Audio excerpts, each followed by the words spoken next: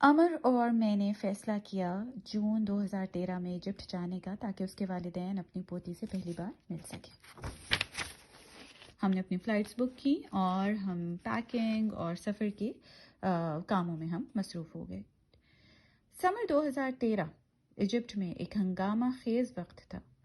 جس وقت ہم جون کے شروع میں ایجپٹ گئے، ہم اس بات سے مکمل طور پر بے خبر تھے کہ آگے جا کر حالات کس قدر سنجیدہ ہونے والے ہیں اور خطرناک ہونے والے ہیں۔ بڑے بڑے مظاہرے ہو رہے تھے مسلم گورنمنٹ کے خلاف، اور 3 جولائی 2013 ہمارے جانے کے کچھ ہی بعد کی بات ہے کہ ایجپشن ملٹری نے محمد مرسی، جو وہاں کا ڈیموکریٹڈ الیکٹڈ پریزیڈنٹ یعنی کہ جمہوری طور پر منتخب ہوا ان کا صدر تھا، اس کو انہوں نے ہٹا دیا، اس کی کرسی الٹ دی گئی۔ پریزیڈنٹ اور اس کے حواری ان کو قید کر لیا گیا، اور اب دوسری طرف یہ شروع ہو گیا کہ مرسی کے حق میں جو بھی احتجاج کیے جانے لگے اور کیمپس لگے، اور اس کے اندر اس کے سپورٹرز جو ہیں انہوں نے اس کی بحالی کے لیے احتجاج کرنا شروع کر دیا۔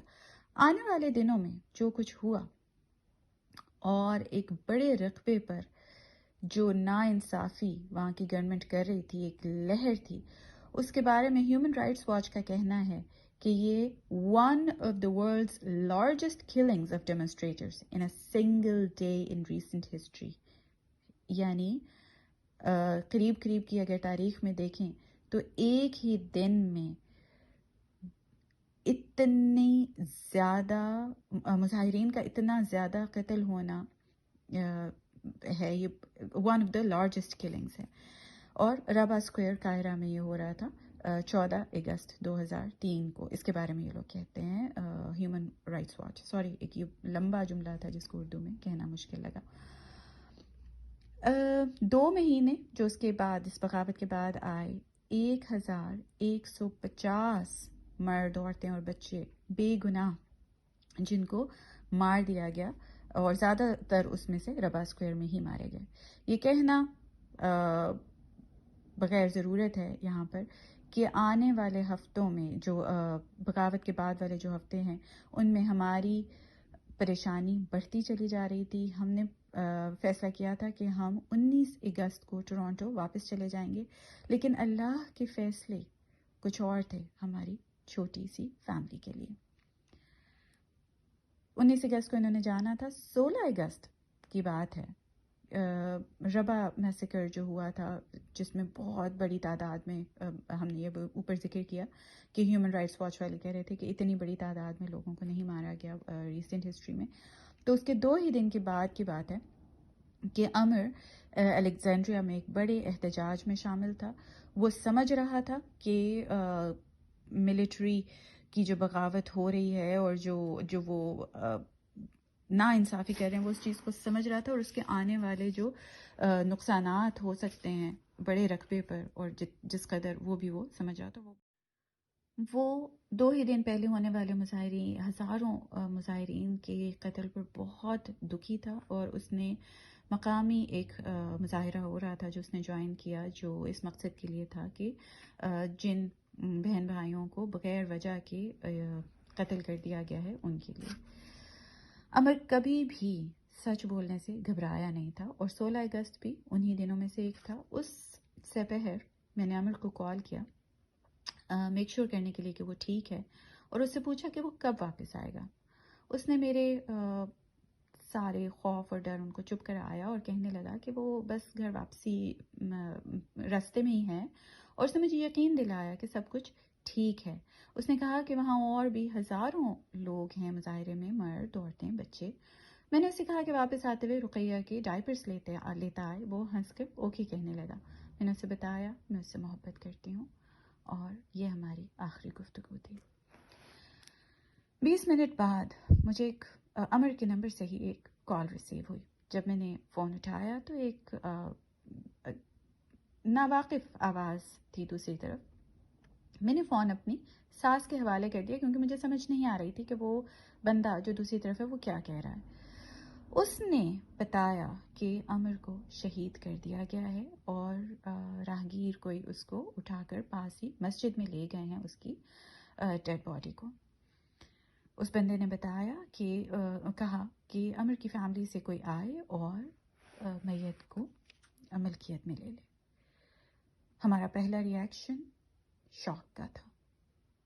ہم نہیں جانتے تھے کہ اس خبر پر یقین کریں یا نہ کریں. مجھے ایسے لگا کہ میرے پیٹ میں ایک گرا ہے جو ٹائٹ ہو رہی ہے. اس سے پہلے کہ آنسو آتے میں واش روم کے سنک کی طرف بھاگی. مجھے لگا مجھے کسی بھی لمحے الٹی آ جائے گی. عمر کے پیرنٹس بھی بہت پریشانی میں تھے، ایک دم بہت ہی ہسٹیرک ہو رہے تھے. اس کے والد جلدی سے اپارٹمنٹ سے باہر بھاگے اور انہوں نے اس مسجد کی طرف جہاں پر ان کو بتایا گیا تھا کہ شاید عمر کی باڈی ہے. ہم نے کسی کو بھی 1 گھنٹہ تقریباً یہ نہیں بتایا. ہم چاہتے تھے کہ پہلے خبر کی تصدیق ہو جائے، حتیٰ کہ میں نے اپنے والدین کو بھی کال نہیں کیا. وہ ایک لمبا مشکل گھنٹہ تھا. جلد ہی ہمیں ایک عمر کے والد کی کال ملی اور انہوں نے بتایا کہ مسجد جسے عارضی طور پر جہاں پر ڈیڈ باڈیز رکھی جا رہی تھیں وہ عمر ہی کی باڈی تھی. اس کی روح پرواز کر چکی تھی. تقریباً 45 اور بندے بھی اس دن اسی جگہ پر مارے گئے تھے. منٹ، دن، ہفتے جو اس کے بعد آئے وہ میری زندگی کے سب سے مشکل، سب سے مشکل لمحے تھے. میں ایک طرف مجھے اپنے پارٹنر کو لوز کرنے کی شدید ترین تکلیف سے میں گزر رہی تھی، اور دوسری طرف مجھے یہ بھی کوشش کرنے کی تھی کہ میں جلد از جلد یہاں سے اپنی بیٹی کو لے کر خیریت سے نکلوں. عمر کی شہادت کے بعد کے دن میں اپنی بیٹی کو دیکھتی اور میں سوچتی کہ تم اب یتیم ہو. میں آئینے میں اپنا عکس دیکھتی اور سوچتی تم اب بیوہ ہو. جب میں مستقبل میں دیکھتی تو مجھے ایک چیز بھی نظر نہ آتی. ہر چیز جو میں نے سوچی تھی، پلان کی تھی، وہ ہر چیز عمر کے ساتھ تھی. اچانک سے ایسا لگا کہ میرے کوئی بھی پلانز، کوئی بھی منصوبے، اب کچھ بھی they are not relevant anymore. ایک بہت ہی خوفناک تجربہ ہے یہ کہ آپ اپنی زندگی میں آگے دیکھنا چاہیں اور آپ کو کچھ نظر نہ آئے. کوئی خوشی نہیں، کوئی امید نہیں، کچھ نہیں. اور اس اندھے پن میں جو اکیلی واحد چیز آپ کو سنائی دے وہ آپ کے دل کی دھڑکن ہو، جو ایک خالی پن سے بھرے ہوئے مستقبل کی طرف آہستہ آہستہ جاتی ہو. مجھے لگا کہ میں اس تکلیف سے کبھی بھی ریکور نہیں کر پاؤں گی، لیکن مجھے ریکور کرنا تھا. مجھے خوش ہونا تھا دوبارہ اپنی بیٹی کے لیے. مجھے سیکھنا تھا کہ کیسے موت کی موجودگی میں زندہ رہنا ہے مفلوج ہوئے بغیر. اور اللہ کے اذن سے میں نے سیکھا دوبارہ کھڑا ہونا، دوبارہ آگے چلنا. یہ میرا سفر ہے. یہ سفر ہے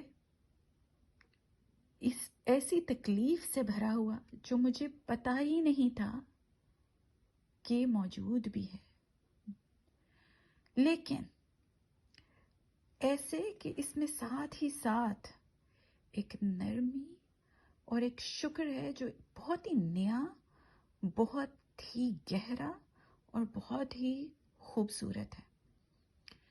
آنے والے صفحات میں جو جرنل انٹریز موجود ہیں یہ وہ چھوٹے چھوٹے ریکارڈ ہیں جو میں نے عمر کی اس دنیا سے پردہ کرنے کے اگلے 2 سالوں میں اپنے جذبات کے ہائیز اینڈ لوز میں لکھے.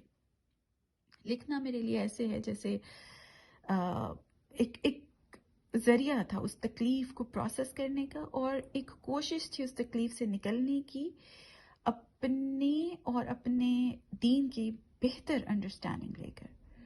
کچھ انٹریز اس میں ایسی ہیں جو میں نے سوشل میڈیا پلیٹ فارمز پر شیئر کی ہیں کیونکہ مجھے لگتا تھا کہ ایک شدید ضرورت ہے مجھے اپنی کہانی کہنے کی ہر اس انسان کو جو سننا چاہتا ہے. میں چاہتی تھی میں دنیا کو بتاؤں عمر کے بارے میں. اس کتاب میں جو الفاظ ہیں وہ مجھے سکون دیتے ہیں اور مجھے یاد دلاتے ہیں کہ تکلیف اور کھو دینے کے اندھیروں کے اس پار صبر اور ثابت قدمی موجود ہے. سورہ یونس کی آیت ہے،